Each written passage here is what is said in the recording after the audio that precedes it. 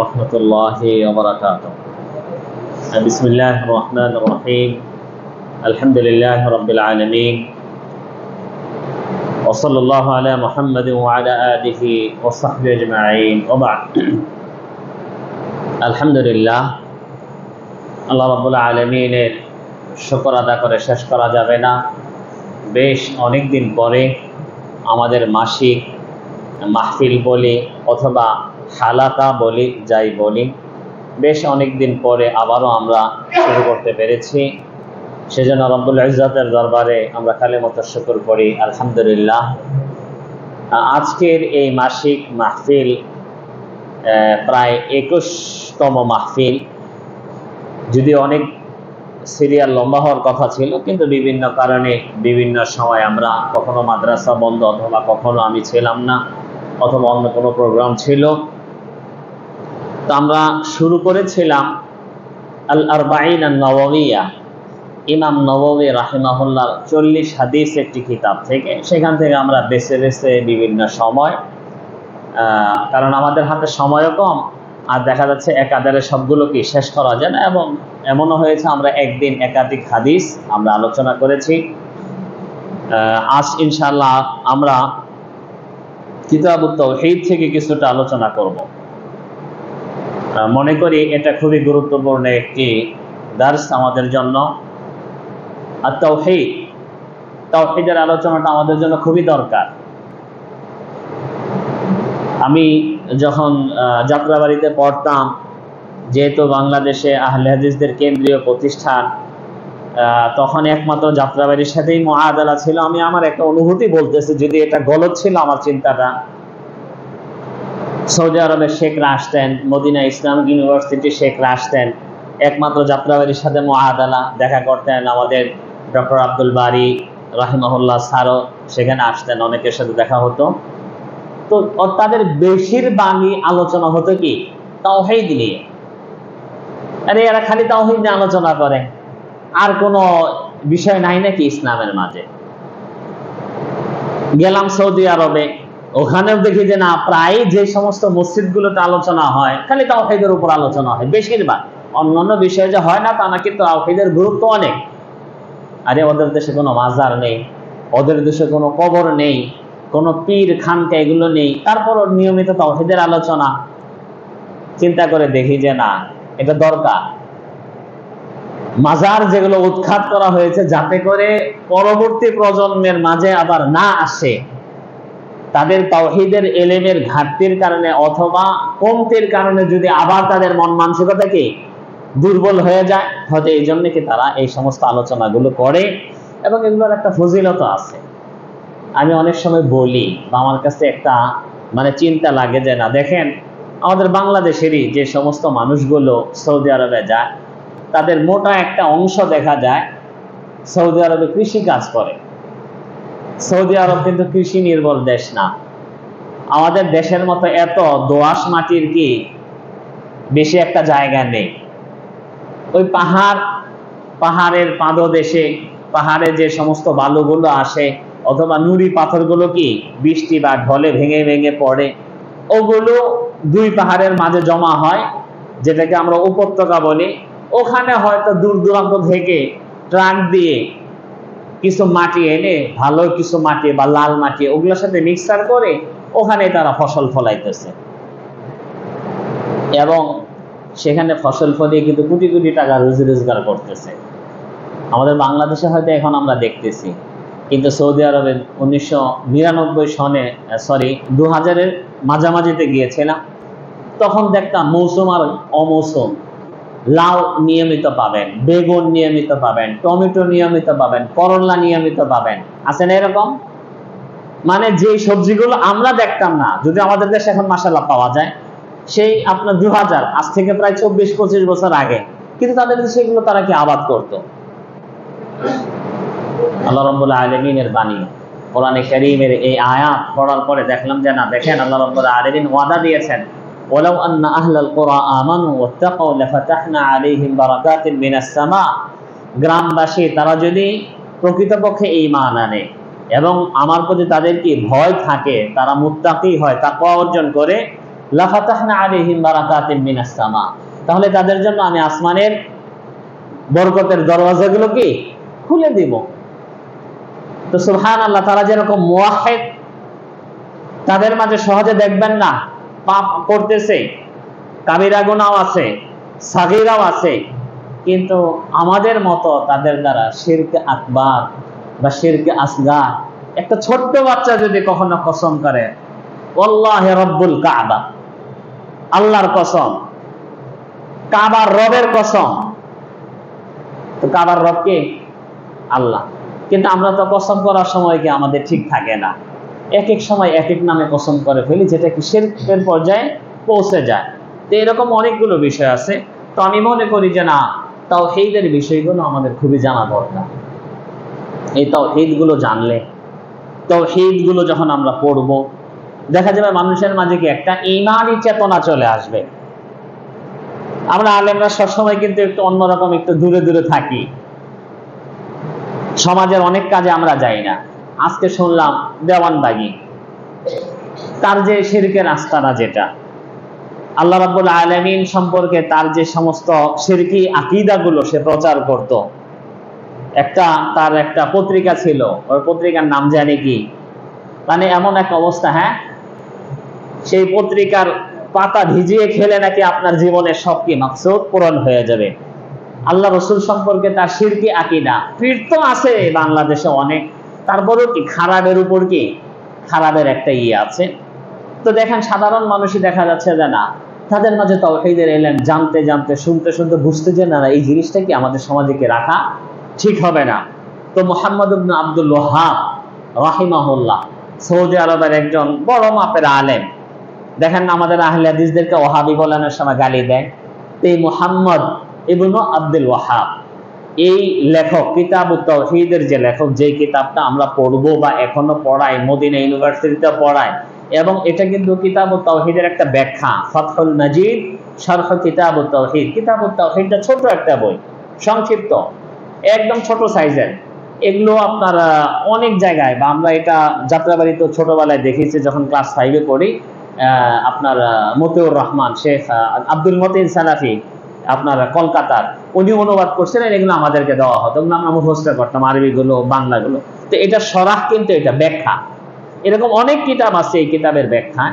তো এই কিতাবুত তাওহীদ গুলো যেগুলো পড়ানো হচ্ছে বা পড়ায়, এগুলো পড়ার পরে তাদের অনেকের চিন্তা চেতনার পরিবর্তন চলে আসে। এই মুহাম্মদ ইবনে আব্দুল ওয়াহাব রাহিমাহুল্লাহ, সৌদি আরবে এরকম মাজার ছিল, গাছ পাথর বিভিন্ন এগুলোর পূজা করতো এই আরবরাই। উনি তাদেরকে কোরআন হাদিস দিয়ে বুঝিয়ে এগুলো ভেঙে ফেললেন। এরপরে বর্তমান যে বাদশা আছে আপনার সালমান বলেন, এর দাদাকে বললেন যে দেখেন, আমি আলেম মানুষ, আমার এই রাজনৈতিক বিষয় নিয়ে কি মানে আমার সময় দেওয়ার কি সুযোগ নেই, তবে আমি আপনাকে শিরক মুক্ত একটা এলাকা গড়ে দিয়ে যাচ্ছি, আপনি রাষ্ট্রীয় ক্ষমতায় থাকেন, কিন্তু আর জানি কোনোদিন মাজার না হয়, এটা আপনি খেয়াল রাখবেন, যাতে করে এই দেশে আল্লাহ রাব্বুল আলামিনের রহমত বরকত কি চালু থাকে। আলহামদুলিল্লাহ। এরপর থেকেই তো কি আপনার আব্দুল আজিজের আমলে মালিক সৌদ, যেটা সৌদি আরব নাম দেওয়া হয়েছে, তাদেরকে পরবর্তীতে তুরস্ক খেলাফত আমলে, তুর্কি শাসন আমলে বা দেশের যারা বিরোধীরা থাকে প্রায় অনেকেই কি মেরে ফেলে। মালিক আব্দুল আজিজ, যে সালমানের আব্বা, উনি কুয়েতে থাকছিলেন, বেঁচে যান, তো উনি আবার দ্বিতীয়বার আসেন। তো বাপের ওই সিলসিলাটা, এবং এই যে শেখ মুহাম্মদ ইবনে আব্দুল ওয়াহাবের যে তার ঔরস যা সন্তান আছে, যারা বড় বড় আলেম হয়েছে, তাদেরকে সাথে নিয়ে যা আপনারা ধর্মীয় সেক্টরটা দেখেন, আমি না হয় কি রাজনৈতিক সেক্টরটা দেখি। আলহামদুলিল্লাহ, এই তাওহীদের যে তাদের ব্যাপক বাস্তবায়ন আছে, এর বরকতে দেখা যাচ্ছে আল্লাহ রাব্বুল আলামিন এই মরুভূমির দেশে কত কি খনিজ সম্পদ দিয়েছেন। আল্লাহ রাব্বুল আলামিনের তরফ থেকে এক প্রকার হাদিয়া বলা যায়। আমি মাঝে মাঝে এটা চিন্তা করি যে দেখো, এরা কি খুব যোগ্যতা নিয়ে বসবাস করে? না, কিন্তু আল্লাহ রাব্বুল আলামিনের খাস রহমতে অল্প শিক্ষিত হলেই একটা বিশাল বড় চাকরি বা একটা ছোট চাকরি পাইতেছে, কিন্তু চাকরিটার বেতন সুযোগ সুবিধাটা কি অনেক, হ্যাঁ, গাড়ি বাড়ি বিভিন্ন রকমের। এগুলো সবই তাওহীদের বরকতের কারণে হয়েছে। আমরা যদি আলহামদুলিল্লাহ আমাদের দেশে এই তাওহীদকে বাস্তবায়ন করতে পারি, আমাদের মাঝে তাওহীদকে বাস্তবায়ন করতে পারি, আমি মনে করি আল্লাহ রাব্বুল আলামিন যেহেতু ওয়াদা দিয়েছেন তার ওয়াদাকে তিনি বাস্তবায়ন করবেন। আমরা ইনশাআল্লাহ সেই বরকতটা পাবো। তো এই কিতাবুত তাওহীদ থেকে আমরা কিছুটা আলোচনা শুনি। আলোচনা লম্বা করতে গেলে তো অনেক লম্বা হয়ে যাবে, সেগুলো না, গুরুত্বপূর্ণ কিছু আলোচনা না বললেই নয়। এখানে আরেকটি পয়েন্ট আমি বলি, মুহাম্মদ ইবনে আব্দুল ওয়াহাব বড় আলেম, আমাদেরকে ওয়াহাবি ডাকে। মুহাম্মদ কিন্তু ওনার নাম, ওনার আব্বার নাম কি ওয়াহাব। ডাকলে মোহাম্মদে ডাকার কথা ছিল না? উনি পীরের বিরুদ্ধে আলোচনা করছেন, এই কিতাবাদি লেখছেন, মাজারের বিরুদ্ধে লেখছেন। এই জন্য যত রকমের সুফিবাদ দেখবেন, যত রকমের ভান্ডারি দেখবেন, যত রকমের রেজবি তরিকার লোক দেখবেন, আহলে সুন্নাহ বলে দাবি করে সুন্নি জামাতের লোক বলে, যদিও তারা কি মূলত সুন্নি না, ওয়াহাবি ডাকে।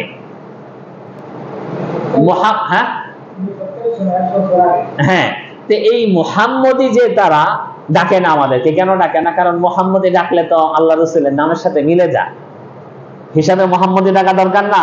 কারণ যেই ইমাম সাহেব তাদের বিরুদ্ধে আন্দোলন করলেন, সেই ইমামের নামে না নাম ডাকো, কিন্তু না, সেই ইমামের নামে নাম রাখলে দেখা যাচ্ছে যে মিলে যাচ্ছে আল্লাহ রাসূলের সাথে। আর আমরা তো নিজেরা আলহামদুলিল্লাহ নিজেদেরকে মুহাম্মদি বলতে কি গর্ববোধ করি। অনেক এলাকা আমাদের আহলে হাদিসকে মুহাম্মদি হিসাবেই জানে। তো তারা করলে কি যে না, মুহাম্মদের নাম দেওয়া যাবে না, তাহলে কার নাম?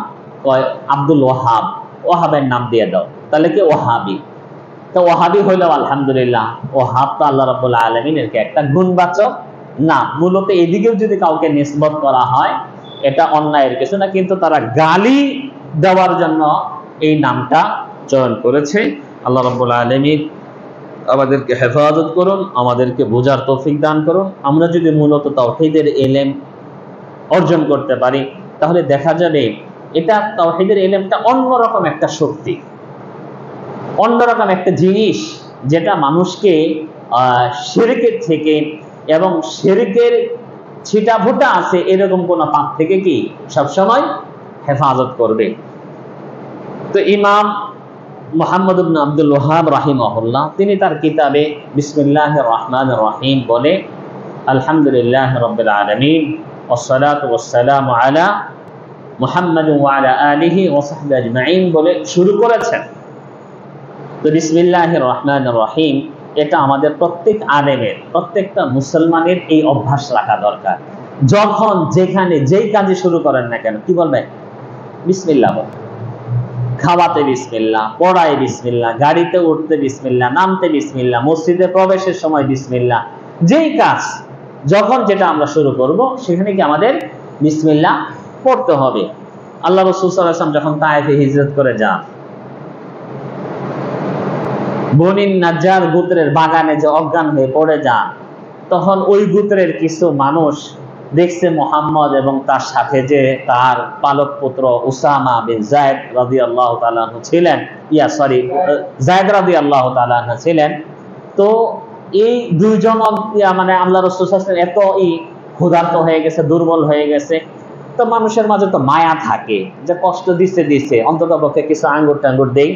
তো খেজুরের কিছু খেজুর বা কিছু আঙ্গুর বাগান থেকে পেড়ে দিলেন। তো আল্লাহ রাসূল কি যখন আঙ্গুরটা মুখে দেওয়া শুরু করলেন বিসমিল্লাহ বলে নিলেন।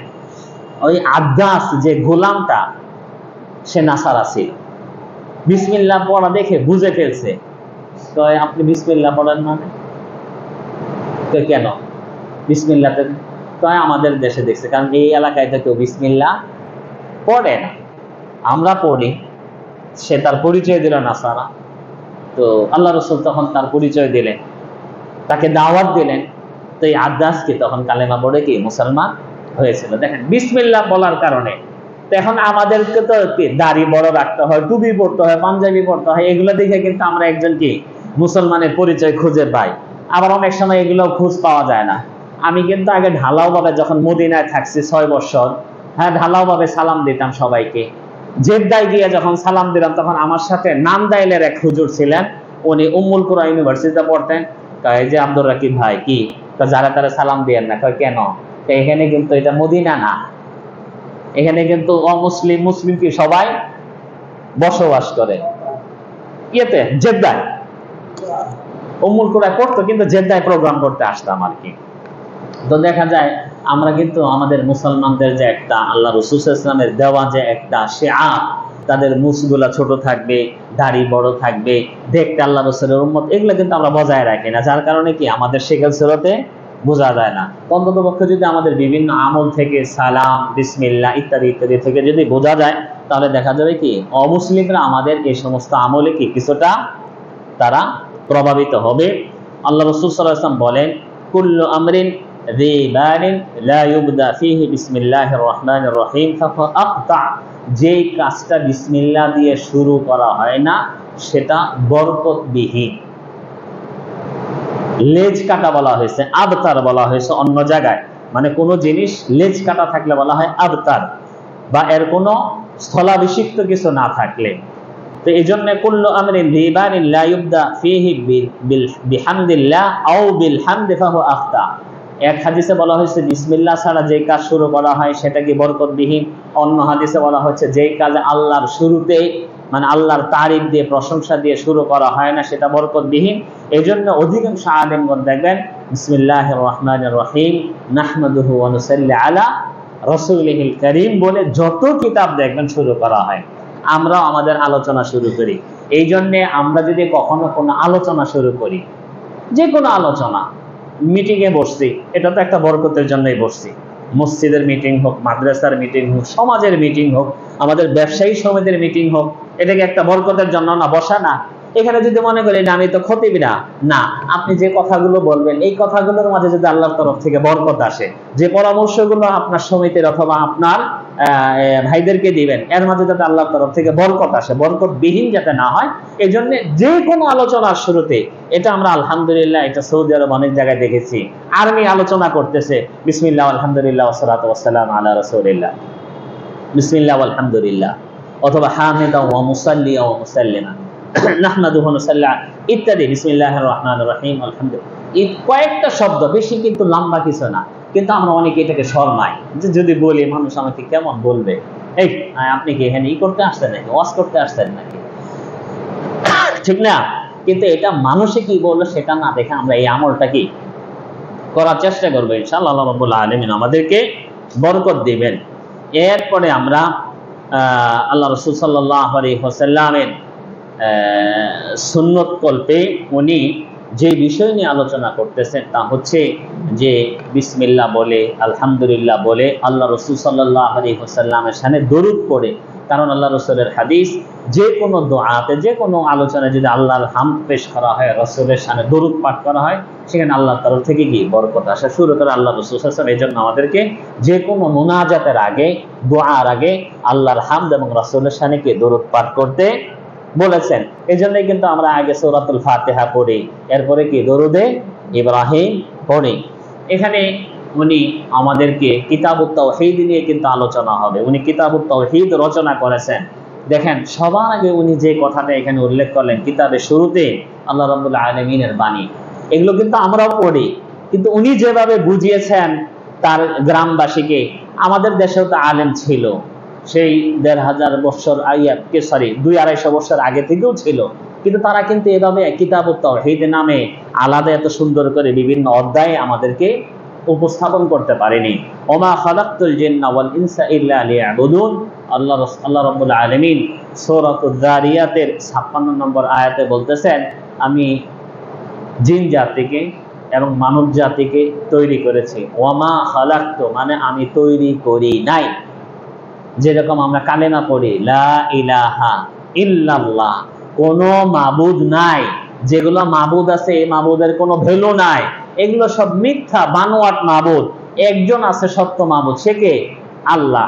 তো আল্লাহ রাব্বুল আলামিন এখানে এইভাবে বলতেছেন, ওয়ামা খালাকতুল জিন্না ওয়াল ইনসা, আমি মানুষকে আর জিনকে তৈরি করি নাই, হ্যাঁ তৈরি করেছি, ইল্লা লিয়াবুদুন, শুধুমাত্র আমার ইবাদতের জন্য।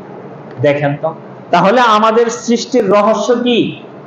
আমরা যেটা মনে করি এটা কিন্তু না। আমরা মনে করি কি, আমার ছেলেপেলেদেরকে বড় করে যাব, তাদের জন্য কিছু সহায় সম্পত্তি রেখে যাব, মওতের আগে কে কি করে যেতে পারলাম, এরকম একটা আমাদের মাঝে একটা টার্গেট থাকে যে কে কি করে না, ইল্লা লিয়াবুদুন, শুধুমাত্র তার ইবাদতের জন্য। তো শুধুমাত্র ইবাদত যদি করতে হয়, অন্য কাজ কি তাহলে আমরা করব না? বলেন, ইবাদত করতে গেলে তো আমাকে তো খেতে হবে, ইবাদত করতে গেলে তো আমার কাপড় পরতে হবে, আমার পরিবার পরিজন আছে, এদের মুখে তো খাবার দিতে হবে। একটা মসজিদ তৈরি করতে গেলেও তো টাকা পয়সা লাগবে, লাগবে না? তাহলে ইবাদত কি টাকা পয়সা ছাড়া হয়? পরিবার পরিজন ছাড়া কি হবে? দুনিয়া আবাদ হবে? হ্যাঁ, ইবাদত বলতে আমরা কি বুঝি? আমরা কিন্তু ইবাদতের অর্থটা, ব্যাখ্যাটা অনেকের কাছে সীমিত হয়ে গেছে। আমরা মনে করি মসজিদে গিয়ে 5 ওয়াক্ত সালাত আদায় করলাম, এটা ইবাদত। রমজান মাসে সিয়াম পালন করলাম, এটা ইবাদত। একটু যাকাত দিলাম, এটা ইবাদত। হজ করলাম, এটা ইবাদত। একটু দান খয়রাত করলাম, এটা ইবাদত, ইত্যাদি ইত্যাদি। মানে অনেকটা কি সংক্ষিপ্ত করে ফেলেছি। না, ইবাদতের সংজ্ঞায় শাইখুল ইসলাম ইবনে তাইমিয়া রাহিমাহুল্লাহ ইসলামের মাঝে এখন আমরা যাকে সবচেয়ে বড় মনীষী মনে করি, উনি যেটা বলতেছেন ইবাদতের সংজ্ঞাটা কি, হিয়া ইমতিসালু তাআতুল্লাহি বিইমতিসালি আওয়ামিরিহি ওয়াজতিনাবি নাওয়াহি। আল্লাহ রাব্বুল আলামিন যা আদেশ করেছেন তা বাস্তবায়ন করে এবং যা থেকে নিষেধ করেছেন সেগুলো থেকে বিরত থেকে, এবং রাসূলের জবানে, কোরআনে অথবা রাসূলের জবানে যা আদেশ করেছেন নিষেধ করেছেন এগুলো বাস্তবায়নের মাধ্যমে যা করতেছে আল্লাহর আনুগত্য করার নামই কি? ইবাদত। অন্য একটি জায়গায় উনি ইবাদতের সংজ্ঞাটা আরেকটু এভাবে দিতেছেন, আল ইবাদাতু ইসমুন জামিউন লিকুল্লি মা ইউহিব্বুহুল্লাহ ওয়া ইয়ারদা মিন আকওয়ালিন ওয়া আ'মালিন ওয়া আফআলিন আও মিন আকওয়ালিন ওয়া আফআলিন ওয়াল আ'মালি যাহিরাতি ওয়াল বাতিনা। ইবাদতটা হচ্ছে প্রত্যেক ওই কাজকে, যে কোনো কথা, যে কোনো কাজ, আমল, চাই দেখা যাক চাই গোপনীয় কাজ হোক, সবগুলোকে কি বলা হয়? ইবাদত বলা হয়। যেটা কি আল্লাহ পছন্দ করেন। যে কোনো কাজ, যে কোনো কথা, যে কোনো বিশ্বাসকে, আকীদার কি, যেমন মুহাব্বত করা, এটা দেখার বিষয় না। আল হুব্বু ফিল্লাহ ওয়াল বুগদু ফিল্লাহ। আল্লাহর জন্য কাউকে ভালোবাসা, আল্লাহর জন্য কি কাউকে ঘৃণা করা, যেটা সাহাবায়ে কেরামগণ করতেন, এটা আল্লাহ রাসূল আমাদেরকে শিক্ষা দিয়েছেন। একজন আপনার সাথে ভালো সম্পর্ক, তার আপনার গোষ্ঠী, তারে দিয়ে আপনার উপকারও হয় অনেক, কিন্তু সে আল্লাহর শত্রু, রাসূলের শত্রু, ইসলামের শত্রু, তাহলে আপনি তাকে মহব্বত করতে পারবেন না। তার সাথে শত্রুতা আসতে হবে, এবং এটা এক প্রকারের ইবাদত। তো এই সব জিনিসই যেগুলো আমরা করে থাকি দুনিয়াতে, আল্লাহ পছন্দ করেন, সেটাই কি হয়ে যাবে? ইবাদত হয়ে যাবে। তো বলা হয়েছে ইসমুন জামিউন লিকুল্লি মা ইউহিব্বুহুল্লাহ ওয়া ইয়ারদা। এটা একটা ব্যাপক ওই জিনিসের নাম যেটাকে আল্লাহ রাব্বুল আলামিন কি করেন? পছন্দ করেন। যেমন আমরা যখন পরিবার পরিজন কে ভরণ পোষণের জন্য, আমরা রুজি রুটি অন্বেষণের জন্য কাজ করি, এটা কি ইবাদত না? হ্যাঁ, এটা ইবাদত। আল্লাহ রাসূল সাল্লাল্লাহু আলাইহি ওয়াসাল্লাম একদিন ইবাদতের সংজ্ঞায় বলতেছেন, ওয়াফি বিদআ আহাদিকুম সাদাকা। তোমরা যখন বিবাহ শাদী করো, স্ত্রীর সাথে তোমরা একটা নির্জনে সময় কাটাও, এটাও একটা ইবাদত।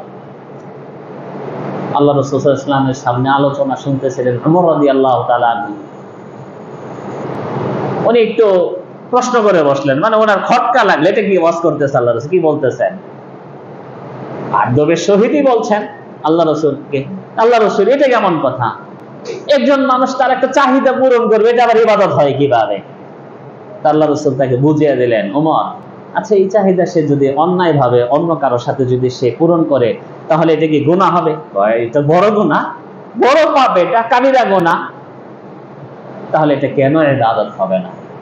কারণ সে আল্লাহ রাব্বুল আলামিনের মহব্বতে, ইসলামী অনুশাসন বাস্তবায়নের জন্য, আল্লাহ রাব্বুল আলামিন যাতে তার উপর নারাজ না হন, তার রেজামন্দি হাসিলের জন্য। কারণ আল্লাহ রাসূল আল্লাহ রাব্বুল আলামিন এটাকে হালাল হিসাবে উল্লেখ করেছেন। সে হালাল পদ্ধতিতে সে টাকা পয়সা অর্জন করে, মোহরানা দিয়ে, নিজের বাড়িঘর করে, তার স্ত্রীকে একটা মানে থাকার একটা জায়গাও তো ব্যবস্থা করতে, ইত্যাদি করে সে সেখানে বসবাস করতেছে, রাখতেছে তার বাড়িতে, এবং সে তার কাছে যাচ্ছে। তো এটা কেন ইবাদত হবে না? তার মানে সবগুলো ইবাদত। আল্লাহ রাসূল অন্য এক হাদিসে বলেন, একজন পুরুষ এক লোকমা খাবারও যদি তার স্ত্রীর মুখে দেয়, উঠিয়ে দিচ্ছে, এটাও কি এক প্রকার ইবাদত। বাচ্চাদের মুখে দিচ্ছেন, খেতে পারে, বাচ্চার মুখে খাওয়িয়ে দিচ্ছেন কেন? যাতে করে বাপের প্রতি তার একটা মহব্বত থাকে। আমরা তো এখন আলাদা আলাদা থাকি, ছেলে কখন খেতে বসে আমি জানি না, আমি কখন খাই কি আমার ওয়াইফ আমার সাথে বসে না, কারণ আমি তো সারাদিন ঘুরে ফিরে আসলাম, বলতেছে কি ডাইনিং এ রাখা আছে খেয়ে নাও, যার কারণে আমাদের মাঝে কি মহব্বতটা তৈরি হয় না। আপনি আপনার ছেলের মুখে একটু উঠিয়ে দিলেন, মেয়ের মুখে উঠিয়ে দিলেন, স্ত্রীর মুখে উঠিয়ে দিলেন, একসাথে বসে খেলেন ইত্যাদি। এই যে জিনিসগুলো, এগুলো কি ইবাদত হিসেবে আল্লাহ রাসূল সাল্লাল্লাহু আলাইহি ওয়াসাল্লাম আখ্যায়িত করেছেন। তো এখানে আল্লাহ রাব্বুল আলামিন বললেন যে আমাদের মূল উদ্দেশ্য হচ্ছে ইবাদত করা। আসলেই আমাদের সবগুলো ইবাদত হবে, আমাদের ব্যবসা বাণিজ্য, আমাদের চাকরি বাকরি সবই ইবাদত হবে। আপনি একটা ডিউটি করতেছেন, কোথায়? স্কুলে। আপনি শিক্ষকতা করতেছেন, শিক্ষকতার বিনিময়ে আপনি অবশ্যই পারিশ্রমিক পাবেন, কিন্তু আপনার নিয়ত যদি থাকে যে না, আমি একটা সমাজ গড়ার জন্য কি সময় ব্যয় করতেছি, এদেরকে দ্বীনি তালিম দিচ্ছি, অথবা যে কোনো জেনারেল লাইনই হোক, এদেরকে কামার বলেন, অথবা যে কোনো আপনার গার্মেন্টস শিল্পে অথবা ওষুধ শিল্পে যেটাই আপনি শিক্ষা দেন, এটাও তো সমাজের কি উপকারের জন্যই হচ্ছে, সেটা কি ইবাদত হবে। আপনি গাড়ি চালাইতেছেন, লোকজন আপনার গাড়ি দিয়ে যাচ্ছে, আপনি জনগণের সেবা করতেছেন, তারা আপনাকে ভাড়া দিবে, ভাড়া ছাড়া যাবে না। কিন্তু এজন্যই আল্লাহ রাসূল সাল্লাল্লাহু আলাইহি ওয়াসাল্লাম হাদিসে বলেছেন, ইন্নামাল আ'মালু বিন্নিয়াত। আর সবচেয়ে বড় মুহাদ্দিস, যার কিতাব কোরআনের পরে বা আসমানি কিতাব সমূহের প্রতি যার কিতাবের স্থান, উনি সবার আগে এই হাদিসটাই উল্লেখ করেছেন কি, ইন্নামাল আ'মালু বিন্নিয়াত। আপনি যে কোনো কাজ করেন, দুনিয়াবী কাজের মাধ্যমেও যদি আপনি নিয়তকে ঠিক রাখতে পারেন যে না আমি জনগণের সেবা করতেছি, আপনার লাভ ঠিকই আসবে, আপনি আর পারিশ্রমিক ঠিকই পাবেন, কিন্তু আপনি নিয়তের কারণে এটাকে আপনার ইবাদতের মাঝে গণ্য হবে। একজন ডাক্তার, আল্লাহ তাকে দেখতেছেন, তার নিয়ত রোগীকে কিভাবে ভালো করা যায়, কিভাবে তাকে অল্প খরচের মাঝে, যেটার সাথে রোগের কোনো সম্পর্ক নাই, না এই টেস্ট দেওয়া যাবে না, দরকার নেই এটা, কিন্তু হয়তো ভুল করে একটা দিয়ে দিয়েছে যেটার সাথে রোগের কোনো সম্পর্ক নাই, কিন্তু তার নিয়ত সহি আছে, এখানে ভুল করলে কিন্তু সে কি গুনাহগার হবে না। এখানে নিয়তের ব্যাপার। কাজে আমার নিয়ত হচ্ছে এই রোগীটাকে সুস্থ করে তোলা, আল্লাহই সুস্থ করবেন, কিন্তু তার একটা চেষ্টা। আর আরেকজন আছে এত কিছু দরকার নাই, গদ বাধা আসছে, আমি ভিজিট নিব, ওষুধ লেখা দিব, আগে কম পাওয়ারটা লেখা দিই, এর বয়স কত, বয়সের সাথে সামঞ্জস্য কত মিলে দিতে হবে, এত কিছু ভাবার টাইম, একটা দিয়ে দিই না, আসলে এরকম, আরে দিয়া দেয় একটা, আবার তো আসবেই পরবর্তীতে ভিজিটে, হ্যাঁ 2 সপ্তাহ পরে, তখন আবার না হয় একটু দিয়ে দেবো, আবার ইত্যাদি হতে পারে। আপনার ওষুধ খেয়ে যদি সে সুস্থ হয়ে যায়, আপনি সওয়াব পাবেন না, কারণ আপনার নিয়তে রয়েছে কি কি কুটিলতা, তার উপকারের জন্য আপনি কি কাজ করেননি। কাজেই আমাদের নিয়ত যদি ঠিক থাকে ও সৎ নিয়তে যদি আমরা দুনিয়াদারিও করি, তাহলে সেটার মাধ্যমে কি আমরা সওয়াব পাবো। আল্লাহ রাব্বুল আলামিন কোরআনে কারীম আমাদেরকে বলেন, ওয়ালাকাদ বাআসনা ফী কুল্লি উম্মাতির রাসূলা আন ই'বুদুল্লাহা ওয়াজতানিবুত তাগুত। আল্লাহ রাব্বুল আলামিন কোরআনে কারীমে বলতেছেন, আমি প্রত্যেক উম্মতের মাঝেই রাসূল পাঠিয়েছি এবং তাদেরকে আদেশ করেছি আন ই'বুদুল্লাহা ওয়াজতানিবুত তাগুত, একমাত্র আল্লাহ রাব্বুল আলামিনের ইবাদত করবে এবং তাগুত থেকে বিরত থাকবে। দেখেন দুটো আদেশ, কিন্তু এটা আমি মনে হয় কখনো এক খুতবা আলোচনা করেছিলাম, একটা পয়েন্ট, দুটো আদেশ একসাথে, আনে আবুদুল্লাহ ওয়াজতানিবুত তাগুত। আল্লাহ রাব্বুল আলামিন যা চান তা করতে হবে, যা থেকে আপনাকে বিরত রাখতে চান সেটা থেকে কি বিরত থাকতে হবে। দুটো চাইতেছেন, একটা করবেন আর একটা থেকে দূরে থাকবেন। আপনি একটা করলেন আরেকটা থেকে কি বিরত থাকলেন না, তাহলে এই ইবাদতকে আল্লাহ রাব্বুল আলামিনের দরবারে কবুল হবে না। এজন্যই সূরাতুল কাফিরুন, মক্কার কুরাইশরা আল্লাহ রাসূলের সাথে যখন দেখে পারতেছে না, কথা হলো একটা লিয়াজতে চলে আসে, সবাই মিলে একটা কম্প্রোমাইজ করি, চলেন আমরা আপনার আল্লাহর ইবাদত করব, আপনিও কি আমাদের মূর্তির কিছুদিন কি মানে এটা আপনিও করবেন সবাই মিলে। যেমন আমরা অনেক সময় আমাদের দেশে এগুলো ঘটে থাকে, কয় ধর্ম যার যার, উৎসব কি সবার না, এরকম একটা ভাব ছিল তাদের মাঝে, যে না আপনার ধর্ম আপনার, সমস্যা কি, আমরা উৎসবে একই জায়গায় আমরা যাব। আল্লাহ রাসূল সাল্লাল্লাহু কি উত্তর দিবেন খুঁজে পাইতেছেন না। আরে যেই জিনিসটার বিরুদ্ধে সংগ্রাম করে আসতেছি, যে জিনিসটাকে শিরক হিসাবে জানি, যে জিনিসটা করলে আমার আমল বরবাদ হয়ে যাবে, যে জিনিসটা আল্লাহ বরদাস্ত করেন না, এই জিনিসটা তারা করতে বলতেছে, আল্লাহ রাসূল কি উত্তর দিবেন? আল্লাহ রাব্বুল আলামিন কোরআনে কারীমের আয়াত নাযিল করলেন, কুল ইয়া আইয়ুহাল কাফিরুন লা আ'বুদু মা তা'বুদুন, তোমরা যার ইবাদত করো আমি কি তার ইবাদত করছেন কালো করব, ওয়ালা আনতুম আবিদুনা মা আ'বুদ, আর প্রকৃতপক্ষে আমি যেই জিনিসের ইবাদত করি তোমরা কি সেগুলোর ইবাদত করবে না। তোমরা তো আসতেছো অন্য নিয়তে, ভক্তি তো নাই, এটা একটা কি তামাশার জন্য, ঠিক না?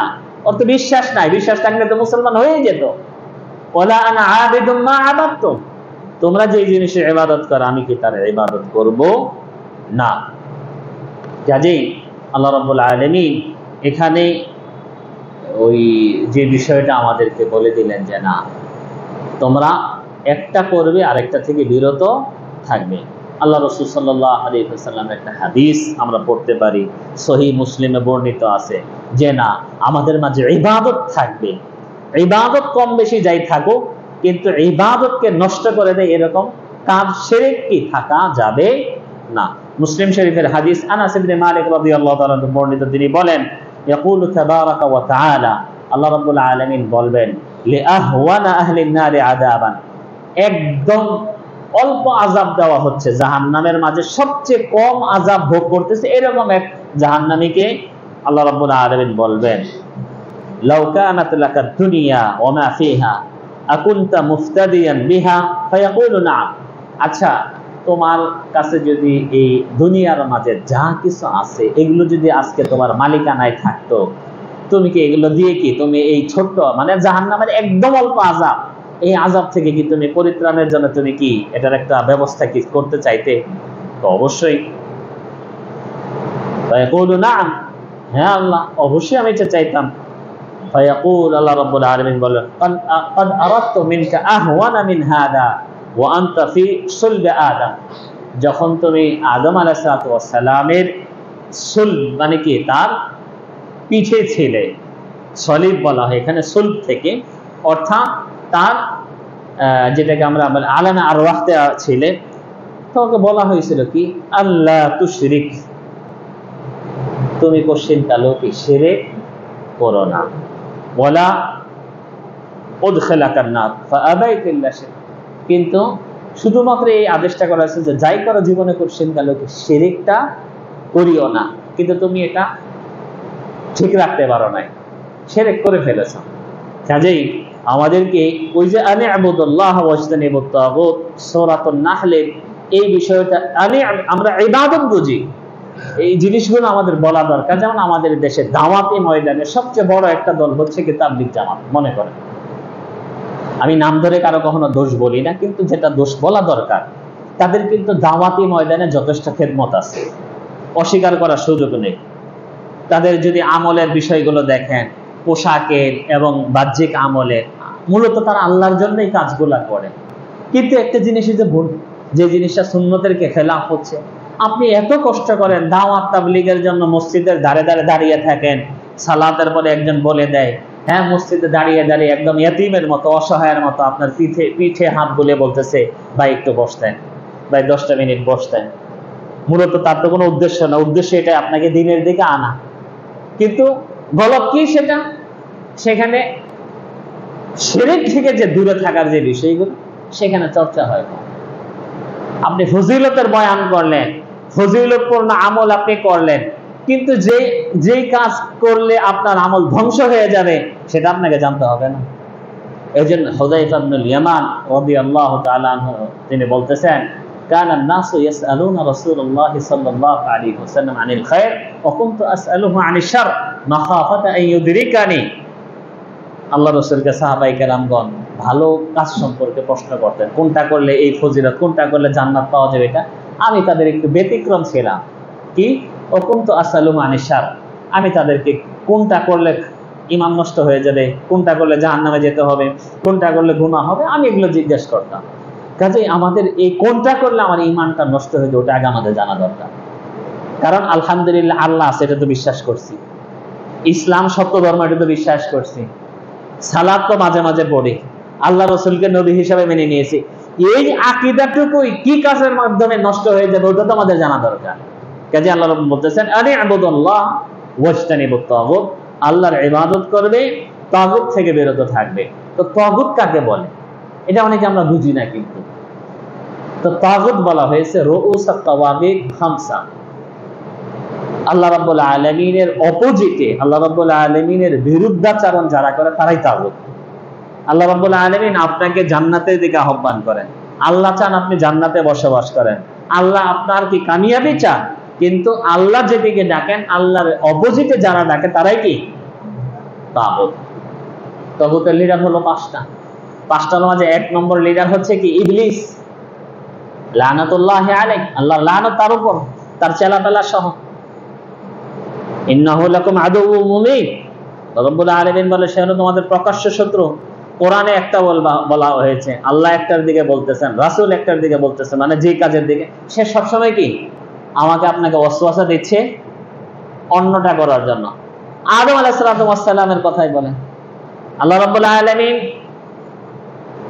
ফাকুলা মিনহা রাগাদান হাইসু শি'তুমা ওয়া লা তাকরাবা হাযিহি শাজারা। কত সুন্দর করে আল্লাহ রাব্বুল আলামিন নসিহত করলেন আদমকে, যে আদম যেখানে যা কিছু রাগাদা অন্তর পেট ভরে খাও, প্রশান্তি নিয়ে খাও, সমস্যা নেই, কিন্তু ওয়া লা তাকরাবা হাযিহি শাজারা, আমার একটা মাত্র আদেশ এই গাছের নিকটবর্তী হবে না।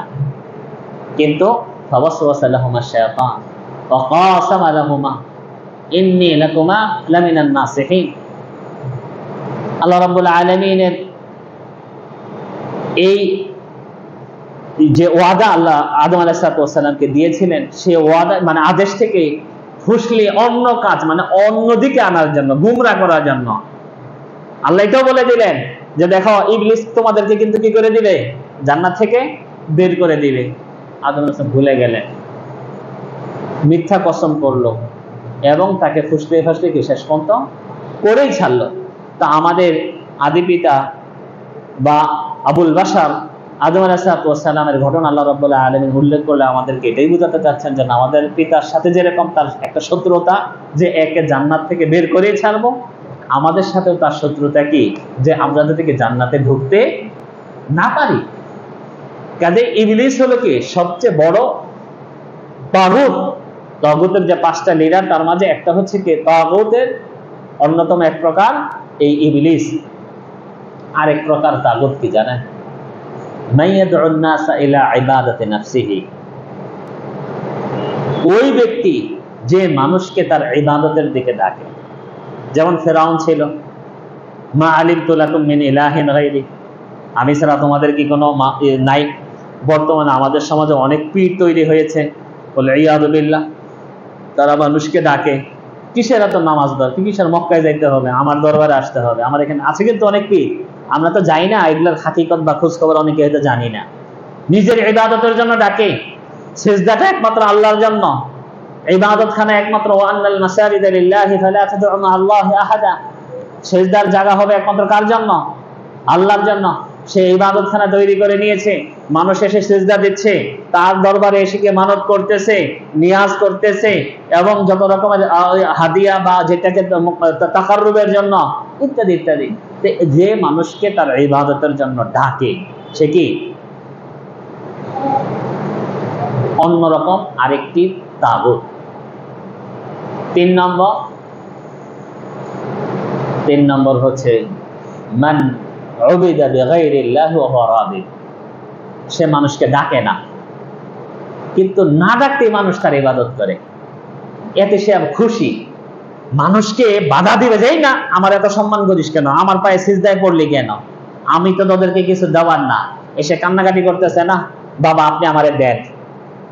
সে ডাকে না, কিন্তু আগেরটা ডাকছে, মানুষ তার ইবাদত করুক আর না করুক, আর এই ডাকে না কিন্তু ইচ্ছা করে মানুষ আসে, কিন্তু সে খুশি, মানে মানুষকে ধমকায় না, মারেও না, সরায় না, এই তো আরেক প্রকার তাগুত। কয় প্রকার হলো? হ্যাঁ, তিনটা হয়েছে। 4 নম্বর হচ্ছে মাইয়াদ্দাই ইলমাল গায়ব, যারা গায়েবের ইলমের দাবি করে, কুফান, গণক যারা, জ্যোতিষী যারা। বিভিন্ন জায়গায় দেখবেন আপনার কোন রাশির, আপনি আপনার ভবিষ্যৎ কি আছে আপনার হাত দেখে বলে দেয়। টিয়া পাখির পালে, টিয়া পাখি পিছে কয়েকটা খাম রাখে এবং খামের উপর দিয়ে হাঁটতে হাঁটতে বলে শিক্ষা দিছে, একটা খামের মাঝে খাম মুখ টান দিয়ে কি বের করে এবং খাম পরে শোনায়। তো আপনার কিছুটা মিলে, কিছুটা কি মিলে না, ইত্যাদি। অর্থাৎ যারা আপনার ভাগ্য গণনার দাবি করে, গায়েব জানে, সে নাকি গায়েব জানে, আপনার অদৃশ্যে আপনার কপালে কি আছে এগুলো জানে, সেও কি এক প্রকার তাগুত, মানে তারা কাফের, তারা মুরতাদ, এবং তারা কি আপনাকে, মানে তাদের দিকে তো যাওয়াই যাবে না এবং তাদের সাথে কোনো সম্পর্ক রাখা যাবে এবং তাদের সাথে কি কুফরি মনে করতে হবে যে না, এগুলো সম্পূর্ণ স্পষ্ট এই কোয়ালিটি যারা কাফের। 5 নম্বর ওমান লাম ইয়াহকুম বিমা আনজালাল্লাহ। আল্লাহ রাব্বুল আলামিন আমাদেরকে কোরআন দিয়েছেন, এই কোরআন কিয়ামত পর্যন্ত আমাদের জন্য দস্তুর। কোরআনের মাঝে কি নাই? তালাকের আইন খুঁজেন, কবে কখন তালাক দিলে কি হবে সব দেওয়া আছে। কয় মাস ইদ্যত পালন করতে হবে, আপনাকে কি দিতে হবে, ছেলে তালাক দিলে কি দিবে, মেয়ে তালাক দিলে কি হবে, ইত্যাদি আছে। মিরাস আল্লাহ রাব্বুল আলামিন ভাগ করে করে বলে দিয়েছেন। আপনি নিঃসন্তানী হলে কতটুকু পাবেন, আপনার ভাই বোন জীবিত থাকলে কতটুকু পাবেন, বাপ না থাকলে কতটুকু পাবেন, মেয়ে একটা থাকলে কতটুকু পাবে, দুইটা থাকলে কয়টা পাবে, দুইয়ের অধিক থাকলে কতটুকু পাবে, সন্তানাদি না থাকলে কতটুকু পাবে। এবং আল্লাহ কোরআনে বলে অতিলকা হুদুদুল্লাহ, এটা আল্লাহর সীমানা। ওয়া ইয়াতাআদ্দা হুদুদাল্লাহ ফাউলাইকা হুমুয যালিমুন, আল্লাহর সীমানা যে ক্রস করবে সেই কি জালেম। মিরাস কিন্তু আল্লাহ রাব্বুল আলামিন আল্লাহর রাসূলের জন্য ছেড়ে দেননি। খেয়াল করবেন, এই যে মিরাসের যে বন্টনটা, যেটাকে ফারায়েজ বলে, ফারায়েজ কিন্তু সম্পূর্ণ কোরআন দ্বারাই কি বন্টনকৃত। কিন্তু আমাদের দেশে জানি না কতটুকু আছে, রাষ্ট্রীয় আইনে হয়তো দেখা গেল না এটা চলবে না, এটা অনুপযোগী, তারা সুন্দর করে একটা আলাদা, আস্তাগফিরুল্লাহ, যদিও এটা সুন্দর না, মানে নিজেরা দাবি করতেছে আমরা একটা বানাই না, যে কোনো সেক্টরে। তাহলে এই কোরআন আল্লাহ রাব্বুল আলামিন আমাদের জন্য দস্তুর হিসাবে দিয়েছেন, কিন্তু যারা এই কোরআনকে অনুপযোগী মনে করে অথবা বর্তমান জামানার জন্য কি তারা এটাকে অকেজ মনে করে নিজেরা আলাদা আরেকটা দস্তুর তৈরি করলো এবং সেই দস্তুর দিয়ে তারা সমাজ পরিচালনা করে, এটাও কি কোরআনের ভাষায় ওমান লাম ইয়াহকুম, এটা কোরআনে আল্লাহ বলতেছেন বিমা আনজালাল্লাহ, তারা বিচার কার্য ফায়সালা করে না। তবে হ্যাঁ, এখানে কয়েকটা আয়াত আছে, ওমান লাম ইয়াহকুম বিমা আনজালাল্লাহ ফাউলাইকা হুমুল ফাসিকুন, ওমান লাম ইয়াহকুম বিমা আনজালাল্লাহ ফাউলাইকা হুমুয যালিমুন, ওমান লাম ইয়াহকুম বিমা আনজালাল্লাহ ফাউলাইকা হুমুল কাফিরুন। তিনটি আয়াতে তিনটি শব্দ আল্লাহ রাব্বুল আলামিন ব্যবহার করেছেন। এখানে যারা শাসন কার্য পরিচালনা করতেছে তাদের মনের অবস্থা অনুপাতে আল্লাহ রাব্বুল আলামিন তাদের জন্য কি এই হুকুমের কথা উল্লেখ করেছেন। মোট কথা এখানে তারাও কি এক প্রকার তাগুতের আওতায় পড়ে যাচ্ছে। কাজেই আমরা আমাদের এই ইবাদতগুলোকে যদি আমরা ঠিক রাখতে চাই, তাহলে আমাদের তাওহীদের ইলম যথাযথভাবে ঠিক রাখতে হবে। সেই তাওহীদটা কি? আল্লাহ রাব্বুল আলামিনের একত্ববাদ। আল্লাহ রাব্বুল আলামিনের একত্ববাদ বলতে কি? তার মানে আল্লাহ রাব্বুল আলামিন তিনি দুনিয়ার যা কিছু করার, যা কিছু নেওয়ার, যা কিছু দেওয়ার একমাত্র কে করতেছেন? এটা আল্লাহ রাব্বুল আলামিন। সংক্ষিপ্ত আকারে বলি, এটাকে আমরা কি বলি? তাওহীদ আর রুবুবিয়্যাহ। তাওহীদ আর রুবুবিয়্যাহ। যখন আপনি এটা বিশ্বাস করবেন, তখন আপনি কখনো চাকরির জন্য আগে লাইন ধরবেন না, যে না কোন সচিব আছে তারে ধরি, কোন চেয়ারম্যান আছে, মেম্বার আছে, এমপি আছে তাদেরকে ধরি। আছে কিন্তু আমরা অনেকেই আল্লাহ রাব্বুল আলামিনকে ভুলে যাই, আগে লাইন খোঁজা শুরু করি না। তাওহীদ আর রুবুবিয়্যাহ, যা কিছু ঘটতেছে দুনিয়াতে একমাত্র আল্লাহর ইশারাতেই ঘটতেছে। আল্লাহর ইচ্ছা ছাড়া, আল্লাহর আদেশ ছাড়া, আল্লাহর অনুমতি ছাড়া আর কিছু কি হয় না। এই বিশ্বাস রাখতে হবে। এবং এই বিশ্বাসটা মক্কার কুরাইশদের ছিল, কিন্তু তারপরও আল্লাহ রাব্বুল আলামিন তাদের এই বিশ্বাসের কারণে তাদেরকে মুসলমান হিসেবে আখ্যায়িত করেননি। فإذا ركبوا في الفلك دعوا الله مخلصين له الدين فلما نجاهم من البر إذا هم يشركون। আল্লাহ রাব্বুল আলামিন বলতেছেন, এই মক্কার কুরাইশরা যখন তারা নদীতে আরোহণ করত, যখন তাদেরকে ঘূর্ণিঝড় অথবা তুফানে পেয়ে বসতো, তখন একদম খালেস নিয়ে তো আল্লাহকে ডাকা শুরু করত। মানে তারা কিন্তু জানে যে এই আযাব থেকে একমাত্র উদ্ধার করার মালিক কে? আল্লাহ। আমাদের ইমানের থেকে কিন্তু তাদের ইমানটা কি ভালো ছিল। আমরা মুসিবতে পড়লে যাই কোথায়? গাউসুল আজম বলেন নাউজুবিল্লাহ, অথবা বিভিন্ন বাবার কাছে, ছেলে নাই অমুকের কাছে, হ্যাঁ মেয়ে নাই অমুকের কাছে, বিয়ে হয় না অমুকের কাছে, টাকা নাই, ব্যবসায় লস ইত্যাদি তাদের। কিন্তু তারা কিন্তু এটা করতো। আল্লাহ বলতেছেন ফালাম্মা নাজ্জাহুম মিনাল বাররি ইযা হুম ইউশরিকুন, যখন তারা সমুদ্রের তীরে চলে আসতো আবার শিরক শুরু করে দিত। কাজেই শুধুমাত্র এই বিশ্বাসটুকু হলে হবে না। ইব্রাহিম আলাইহিস সালাম তার কতটা ঈমান ছিল খেয়াল করছেন? গোটা জাতি তার বিরুদ্ধে লেগে গেল, কিন্তু ওনার বিশ্বাস আছে যা কিছু করার কার তরফ থেকে হয়? আল্লাহর তরফ থেকে।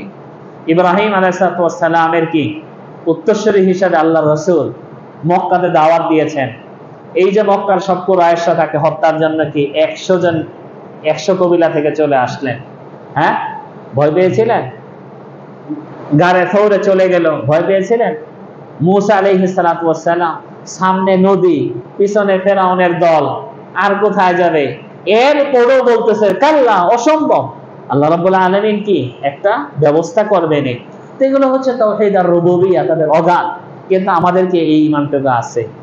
হাওমাও করে চিৎকার করে কি হয়তো আমরা সারেন্ডার করতাম যে না আমার করে দে, আর আমার কি ধর্ম দরকার নেই, ইত্যাদি ইত্যাদি। তো এই তাওহীদ আর রুবুবিয়্যাহ এটার দরকার। এটা করলে মানুষের ঈমান মজবুত হয়ে যায়।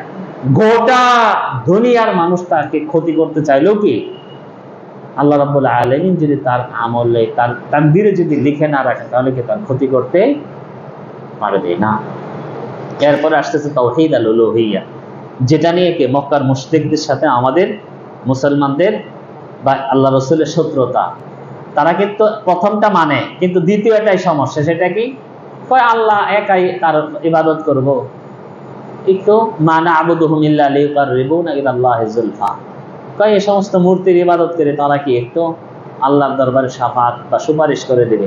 ঠিক আমাদের দেশের মাজার পূজারী যারা, তারা কিন্তু একই অজুহাতে গিয়ে মাজারের পূজা করে। বলেন আমরা তো আল্লাহর ইবাদত যে করি না তা না, মাজারের ইবাদত করি। এখানে যে আছে উনি আল্লাহর দরবারে কি আমাদের জন্য একটু কি করবে? শাফাত করবে, সুপারিশ করবে। একই অজুহাত, কিন্তু টিকবে না।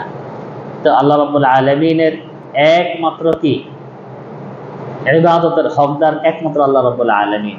যদি ইবাদত করি, ইবাদত করব না, এটা যতটুকু না পাপ, এর থেকে বেশি পাপ হচ্ছে যদি আপনি আল্লাহ ছাড়া অন্য কারোর জন্য কি ইবাদত করেন। একটু আগে যে একটা হাদিস পড়লাম, আপনার আমলনামায় যদি ইবাদত নাও থাকে, যদি শিরক না থাকে, আপনি কি কিয়ামতের দিন নাজাত পেয়ে যেতে পারেন, অথবা পেয়ে যাবেন আল্লাহ রাব্বুল আলামিনের খাস রহমতে। কিন্তু যদি আপনার আমলনামায় শিরক থাকে, আপনি মুশরিক হয়ে গেলেন। ওয়ালাকাদ উহিয়া ইলাইকা ওয়া ইলাল্লাযীনা মিন ক্বাবলিকা লাইন আশরাকতা লা ইয়াহবাতান্না আমালুক ওয়া লা তাকুনান্না মিনাল খাসিরিন।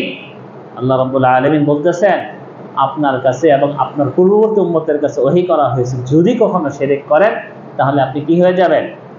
আপনার আমলগুলো সব বরবাদ হয়ে যাবে। এরপর আরেকটা আছে তাওহীদুল আসমাই ওয়াস সিফাত।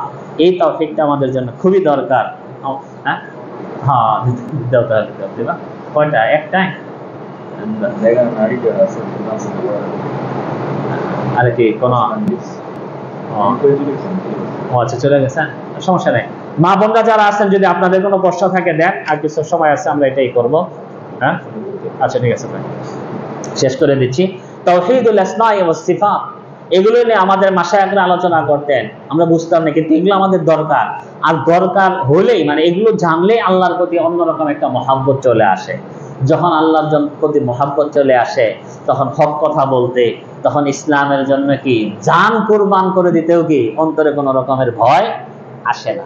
খেয়াল করছেন আল্লাহ রাসূলের সাহাবায়ে কেরামগণ, 313 জন সাহাবী, নতুন, এরা 1000 কুরাইশদের মাঝে সবচেয়ে বড় বড় যোদ্ধা যারা এবং সবচেয়ে নামি দামি তৎকালীন যুগের কি অস্ত্র শস্ত্রে সজ্জিত, এদের বিরুদ্ধে কিভাবে অস্ত্র ধরতে পারে?